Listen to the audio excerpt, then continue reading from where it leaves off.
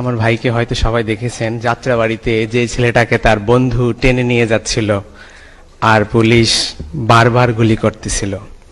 প্রিয় সুশীল সমাজের ব্যক্তিগণ সকলে এখানে উপস্থিত আছেন, অন্তর্বর্তীকালীন সরকারের উপদেষ্টারা উপস্থিত আছেন। আমি সকলের কাছে একটাই প্রশ্ন রাখতে চাই। আমি সারা বাংলাদেশে শহীদদের নিয়ে কাজ করি, 500 শতাধিক শহীদ ফ্যামিলি আমার সাথে কানেক্টেড। তারা সকলেরই একটা প্রশ্ন, আদৌ কি আমরা স্বাধীন? আদৌ কি এই হত্যাকাণ্ডগুলোর বিচার হবে? যদি হয়, আজকে 5 মাসে আমরা কি দেখেছি? নিয়ার অ্যাবাউট 1000 মানুষ, মায়ের সন্তান মারা গেছে। একটা হত্যাকাণ্ডে যদি একটা পুলিশ জড়িত থাকে তাহলে 1000 পুলিশ গ্রেফতার হওয়ার কথা ছিল। একটা হত্যাকাণ্ডে যদি 2টা পুলিশ জড়িত থাকে 2000 পুলিশ গ্রেফতার হওয়ার কথা ছিল।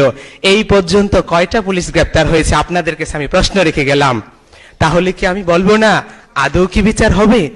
ছাত্রলীগের পোলাপাইনগুলো কি করেছে? হলগুলোতে থাকতে দেয়নি আমাদেরকে। মেসে গিয়ে থেকেছি, হলের আমরা ছাদে গিয়ে লুকাইছি, করিডোরে গিয়ে লুকাইছি।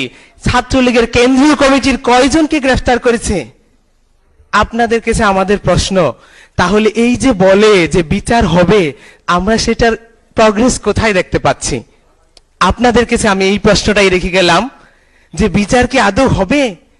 এই পর্যন্ত 23টা পুলিশ গ্রেফতার করেছে। কি ম্যাসাকার করেছে পুলিশ? কিভাবে মানবাধিকার লঙ্ঘন করেছে?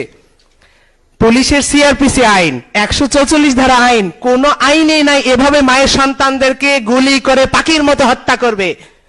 তারা যেভাবে পারছে বুকে গুলি চালিয়েছে, মাথায় গুলি চালিয়েছে, যে যেভাবে পারছে সেইভাবে গুলি চালিয়েছে। ইভেন যে যাদেরকে আন্তর্জাতিক অপরাধ ট্রাইব্যুনাল থেকে ওয়ারেন্ট করা আসামি, পুলিশের আইজিপি স্যারকেও যদি বলি, কমিশনার স্যারকে বলি, কমিশনার স্যারকে কি বলবো? উনি 1.5 হাত লম্বা লম্বা ভাষণ দেয় মানবাধিকারের পক্ষে। ওনার আপন ভাতিজা যাত্রাবাড়ি জোনাল এডিশনাল এসপি ছিল, সে 2 শতাধিক মায়ের সন্তানকে খুন করেছে। আমি তাকে দিয়েছি লোকেশন, যে আপনার ভাতিজা উল্লেখ করিনি, বললাম যে সে ট্রাইব্যুনাল থেকে আসামি, তাকে প্লিজ গ্রেফতার করুন। কি করলো? তাহলে আমরা বিচার কোথায় দেখতেছি? প্লিজ মাননীয় উপদেষ্টারা, সংস্কার কমিশনের যারা উপস্থিত আছেন, আপনাদের কাছে আমাদের একটাই কষ্ট, একটাই দাবি, চোখটা বন্ধ করে সেই মায়ের কথা চিন্তা করেন, যেই মা অন্যের বাড়িতে কাজ করে তার সন্তানকে এত বড় লালন পালন করেছে, দেশের জন্য ছেড়ে দিয়েছে, দেশকে স্বাধীন করার জন্য, ফেসিবাদ মুক্ত করার জন্য। সেই বাবার কথা একটু চিন্তা করেন, চোখটা বন্ধ করে, যে নাইট গার্ডের চাকরি করে, সিএনজি চালিয়ে, রিক্সা চালিয়ে তার সন্তানকে এত বড় করেছে, দেশের জন্য, দেশকে ফেসিবাদ মুক্ত করার জন্য ছেড়ে দিয়েছে, দেশকে স্বাধীন করার জন্য। ওদের সংস্কার হবে, নির্বাচন হবে, কিন্তু বিচারের দিকে আপনারা